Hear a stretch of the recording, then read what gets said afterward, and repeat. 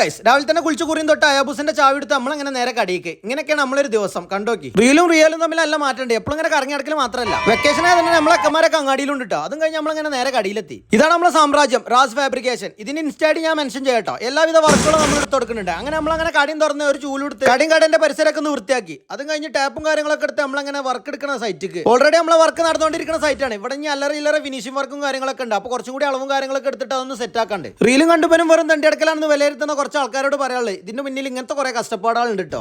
അങ്ങനെ സമുദ്രനിരപ്പിൽ നിന്നും 1,900 അടി ഉയരത്തിൽ നിന്നും അളവും കാര്യങ്ങളും എടുത്ത് ഞാൻ അങ്ങനെ താഴത്തേക്ക് ഇറങ്ങി. ഇതുകൊണ്ടൊന്നും ഇവിടെ തീരാൻ പോണില്ല മക്കളെ. അടുത്ത കമ്പിമേലും കൊത്തിപ്പിടിച്ച് കയറി നമ്മളങ്ങനെ ഉയരങ്ങൾ കീഴടക്കി. അവിടുത്തെ അളവും കാര്യങ്ങളൊക്കെ എടുത്തിട്ടാണ് നമ്മൾ നേരെ താഴത്തിറങ്ങി. അങ്ങനെ വല്ലാട്ടങ്ങാടി പോണ നേരത്താണ് നമ്മൾ 2 മൈനനെ കണ്ട സന്തോഷം ഉണ്ടാവുന്ന പറയില്ല. പിന്നെ ഒന്നും നോക്കില്ല, ഒരു ചായ കുടിച്ചാണ് തീരുമാനം. ഇതാണ് നമ്മൾ അദ്വാക്കാന്റെ ഹോട്ടൽ പരേങ്ങ. പുരാതന കാലത്ത് പുത്രാക്കാന്റെ ഹോട്ടലായിരുന്നു. പിന്നെ ഒന്നും നോക്കില്ല, മണ്ടൻ ചെന്ന് ഉണ്ടൻ തുറന്ന് ആൾമറൻ തിന്നു. ഇതാണ് ഇപ്പൊ പരിപാടി. പിന്നെ നമുക്ക് അദ്വാക്ക ചൂട് കാപ്പി ആറ്റി തരുന്നുണ്ട്. ഇതിന്റെ ഒരു കൊസി നമ്മൾ എടുക്കുന്ന വീഡിയോ ഒക്കെ പുറത്തുനിന്ന് ഒരാൾ വീക്ഷിച്ച് കാണുന്നുണ്ട് കേട്ടോ. മറ്റാരല്ല, നമ്മളെ സ്വന്തം വറാക്ക്. നെജപ്പും കാപ്പി കഴിച്ച് നമ്മളങ്ങനെ കടിക്ക് പോണ സമയത്താണ് വല്യാടുപാടത്ത് നല്ലൊരു വെറൈറ്റി പൂവുണ്ട്. പിന്നെ ഒന്നും നോക്കില്ല, അത് 2 പൊട്ടിച്ചു. അവൻ പൊട്ടിച്ച് നാട്ടിൽ പോണ നേരത്താണ് ചാവി കാണാനില്ല. അപ്പൊ ഇവിടെ ഇട്ടോ ഇപ്പൊ തന്നെ എനിക്ക് തോന്നിക്കണം ആ മൈനെ കണ്ട സന്തോഷക്കാരത്.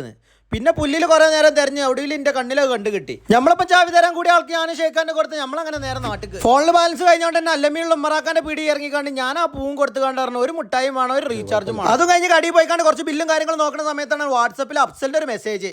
എവിടെ മുത്തേ ന്യൂ ഇയർ ആയിട്ട് എന്താ പരിപാടി, എറണാകുളത്തേക്ക് വന്നു. പിന്നെ ഒന്നും നോക്കില്ല, കിതാബ് മടക്കി വെച്ച് നമ്മളങ്ങനെ 100-110 പേരന്റെ ഉള്ളിൽ ഇറങ്ങി. ഞാൻ ബാഗ് എടുത്ത് പുറത്തിറങ്ങി ജുനൂനും കുട്ടികളുടെ നേരെ ചാപ്പനങ്ങാടി വേഗം തൂക്കി പിടിച്ച് വണ്ടി കാത്തിക്കണ ഞാൻ എറണാകുളം പോവാ. നമ്മള് വർക്ക് എടുത്ത് നമ്മളെ നാട്ടിലെ ഫൈസൽ ഭായിന്റെ കുടിരിക്കലാട്ടോ. സത്യം പറഞ്ഞാൽ ഞാനിത് കയറി ചെന്നപ്പോ തന്നെ നമ്മളെ സ്വീകരിക്കാൻ ഫൈസൽ ഭായി മുന്നിൽ തന്നെ ഉണ്ട്. അപ്പോഴാണ് ഫൈസൽ ഭായിനോട് സ്വകാര്യത്തിൽ ഒരു കാര്യം പറഞ്ഞത്. എനിക്ക് ഏറ്റവും ഇഷ്ടപ്പെട്ട കൂൾ കോഫി ഉണ്ട്. സെലിബ്രിറ്റിനെ കണ്ട അന്താളിപ്പിൽ എല്ലാവരും അങ്ങനെ നോക്കുന്നുണ്ട്. അതും കഴിഞ്ഞ് നമ്മളങ്ങനെ വീടിന്റെ ഉള്ളിൽ നല്ല അടിപൊളി ബാവിന്റോട് കൂടിയുള്ള ഒരു വാൾഡ്രോബ് നമ്മൾ സെറ്റ് ചെയ്ത് കൊടുത്തിട്ടുണ്ട്.